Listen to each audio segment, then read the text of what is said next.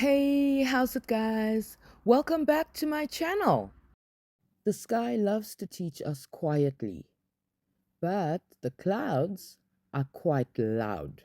Most nights, people look up and simply decide whether the clouds are good or bad for observing. The atmosphere is more complicated than that.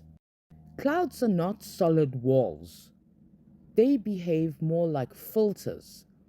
They scatter light, soften or weaken it, but they do not erase it. And in the few photos I'm going to show you now, the sky demonstrates that perfectly.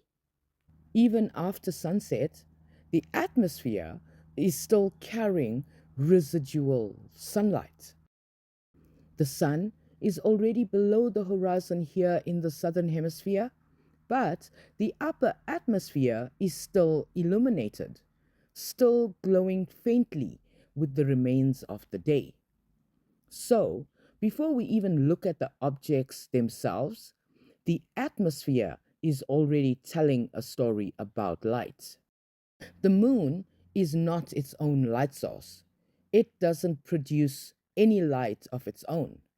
It shines because it reflects sunlight back towards Earth. And even through these clouds, enough light survives the journey to break through the atmosphere and reach both my eyes and a tiny smartphone camera sensor. Because what we are seeing here is not light versus clouds. We are seeing a competition between brightness and atmospheric interference. The brighter the source begins, the more likely some of its light survives. Venus works the same way.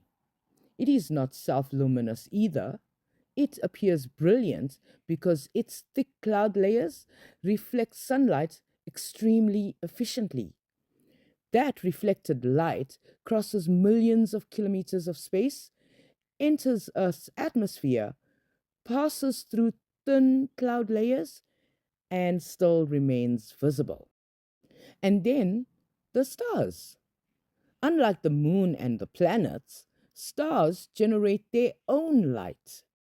Deep inside them, nuclear fusion releases staggering amounts of energy, but distance changes the journey. The stars are unimaginably far away compared to the moon or Venus. Their light arrives at Earth weakened by distance, reduced to tiny pinpoints in the sky, and yet some light still shines through.